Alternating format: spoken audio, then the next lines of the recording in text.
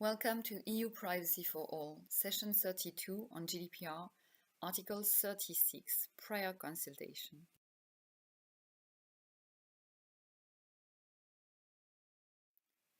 Article 34 on prior consultation of the supervisory authority was finally renumbered Article 36. This article lays down that the controller shall consult the supervisory authority prior to processing where a data protection impact assessment indicates that the processing would result in a high risk in the absence of measures taken by the controller to mitigate the risk. Where the authority is of the opinion that such a processing would infringe the regulation, and in particular where the controller has insufficiently identified or mitigated the risk, this authority shall, within a period of up to 8 weeks of receipt of the request for consultation, provide written advice to the controller and, where applicable, to the processor. Such a period could be extended by 6 weeks, taking into account the complexity of the intended processing. The supervisory authority has the obligation to inform the controller and, where applicable, the processor of any such extension within 1 month of receipt of the request for consultation, together with the reasons for such a delay. When consulting the authority, the controller will have to provide it with the respective responsibilities of the controller, joint controllers and processors, the purposes and means of the intended processing, the measures and safeguards provided to protect the rights and freedoms of data subject, the contact details of the data protection officer, the data protection impact assessment carried out, and any other information requested by the supervisory authority. Member States shall consult the supervisory authority regarding the proposal for legislative measures dealing with the processing of personal data. Additionally, Member States' law may require controllers to consult with and obtain prior authorization from the supervisory authority, notably regarding public interest, including processing of data in relation to social protection and public health. A key provision in the GDPR is laid down in Recital 94, where a data protection impact assessment indicates the presence of a high risk to the rights and freedoms of natural persons, and the controller is of the opinion that this risk cannot be mitigated by reasonable means in terms of available technologies and costs of implementation, the supervisory authority should be consulted prior to the start of processing activities. This authority should respond to the request for consultation within a defined period. And without prejudice to any intervention of the supervisory authority, not having any kind of request in such a period does not indicate that it is in compliance with the regulation.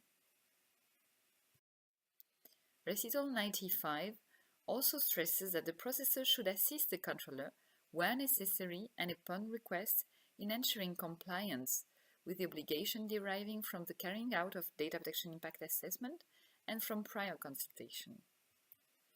Recital 96 also raises the point that a consultation of the supervisory authority should take place in the course of the preparation of a legislative or regulatory measure. Article 39 lays down that the data protection officer shall have at least the task to act as a contact point for the supervisory authority related to the prior consultation. And finally, Article 58.3a states that each supervisory authority shall have the following authorization and advisory powers, that is to say, to advise the controller in accordance with the prior consultation procedure.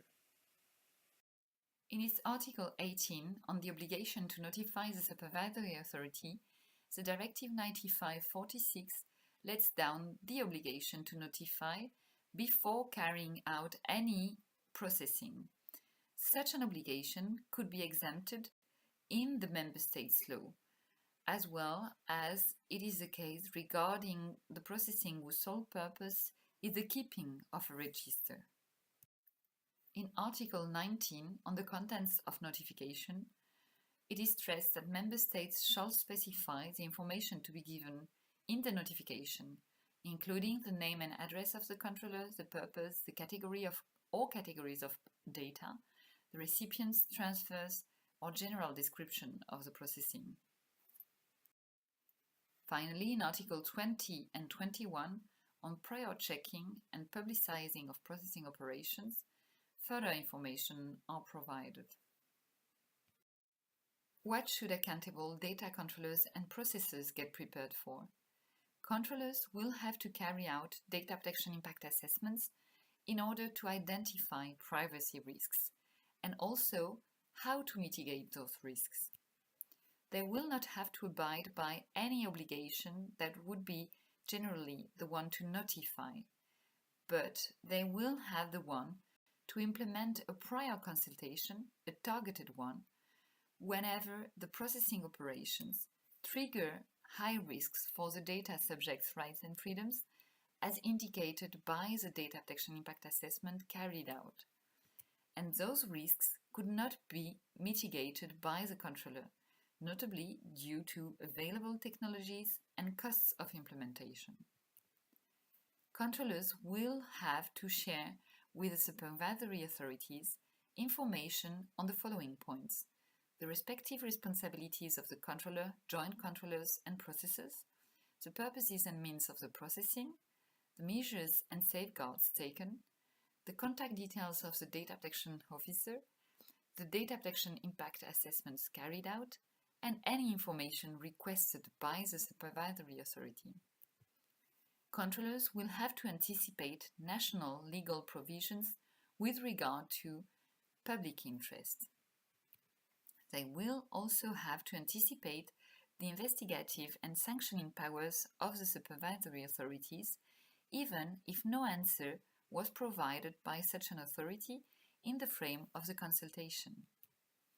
And processors will have the obligation, where necessary and upon request, to help controllers. So the EDPB, European Data Protection Board guidance and common approach will be a really helpful tool, and knowing more about where necessary and upon request regarding the processes.